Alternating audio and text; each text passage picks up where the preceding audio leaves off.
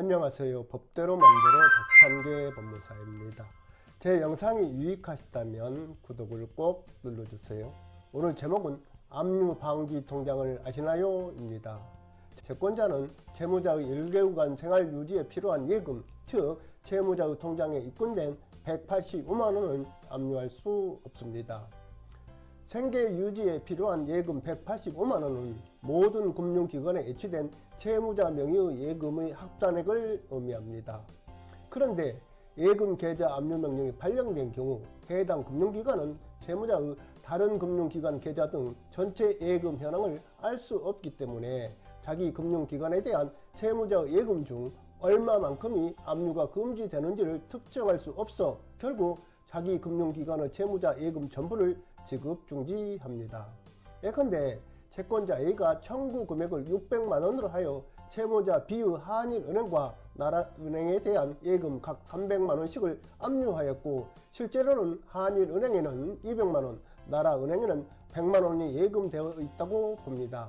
이 경우 채무자 B의 모든 금융기관에 예치된 예금 합산액 중 185만원 압류가 금지되지만 한일은행과 나라은행은 채무자 B의 전체 예금 현황을 알 수 없기 때문에 자기 은행에 대한 예금 중 얼마만큼이 압류가 금지되는지 특정할 수 없는 것입니다. 이에 한일은행은 200만원, 나라은행은 100만원 전액에 대해 지급 제한 조치를 취합니다. 이로써 채무자 B는 한일은행과 나라은행 예금 모두를 인출하지 못하게 되고 두 은행으로서도 185만원 범위에서는 압류가 금지될 가능성을 감안하여 채권자 A의 추심 신청에도 응하지 않습니다.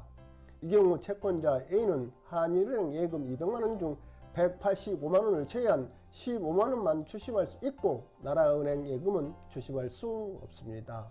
이로써 한일은행과 나라은행 예금 185만원 범위 내에서는 채권자나 채무자 누구에게도 지급되지 않고 묶여있게 됩니다.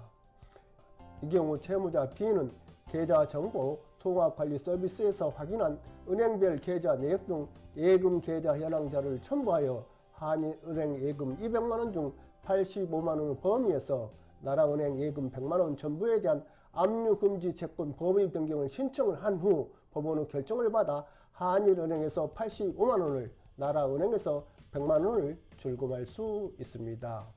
그런데 이 은행 계좌 압류가 집행 취소되지 않는 한 입금된 돈은 계속 지급 정지되고 채무자로서는 한 달 후 다시 그달의 생계에 필요한 예금이라면서 압류 금지 채권 범위 변경 신청을 해야 합니다.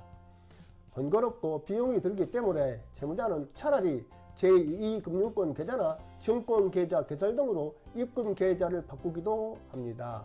그런데 이 또한 대포 통장 개설 억제 정책으로 계좌 개설이 사실상 어렵고 이로써 계좌가 압류된 채무자는 사실상 은행 계좌로 급여 등을 입금받는 업종에서 경제활동을 할 수 없게 되고 경제적, 사회적으로 큰 공경에 처하게 됩니다. 이러한 문제점을 해소하기 위해 개설할 수 있는 계좌가 생계비 계좌입니다. 즉 채무자의 한 달간 생계 유지에 필요한 예금을 보다 실효성 있게 보장하기 위하여 1인당 1개의 생계비 계좌를 개설할 수 있도록 하는 내용이 민사집행법 제246조 2가 2025년 1월 31일 신설되고 이 생계비 계좌에 예치된 예금을 압류 금지 채권에 포함시켰습니다. 다만 그 시행 시기는 2026년 2월 1일부터입니다. 즉 민사집행법 시행령으로 정한 금융기관은 예금자의 요청에 따라 예금자에게 필요한 1개월간의 생계비, 즉 압류금지 생계비로서 현행 185만원을 초과하여 예치할 수 없는 생계비 계좌를 개설할 수 있도록 한 것입니다. 이와 같은 제도가 2026년 2월 1일 시행되어 채무자가 생계비 계좌, 이른바 압류 방지 통장을 개설하였고 채권자가 채무자의 은행 계좌를 압류할 경우 제3채무자인 금융기관이 알아서 생계비 계좌에 있는 185만원에 대한 지급 제한 조치를 하지 않을 가능성이 있는지 의문입니다. 아마도 그렇게 하지는 않을 것이므로 실무상 채권자가 압류 채권 목록에 아래와 같이 단서를 달아 채권 압류를 신청할 것으로 예상합니다. 채무자 아무개가 제3채무자 땡땡은행에 대하여 가지는 예금 반환 채권 중 현재 및 장래에 입금될 예금 채권에 대하여 다음에 기재한 순서에 따라 이 청구 금액에 이르기까지의 금액 단 민사집행법 제246조 제1항 제8호 제9호 및 동법 시행령에 의하여 압류가 금지되는 예금을 제외한다입니다. 아무튼 이 제도가 시행되면 신용 유지자는 물론 경제 활동을 하는 사람은 누구나 이른바 압류 방지 통장을 개설하는 것이 바람직하다고 생각합니다. 오늘은 여기까지입니다. 감사합니다.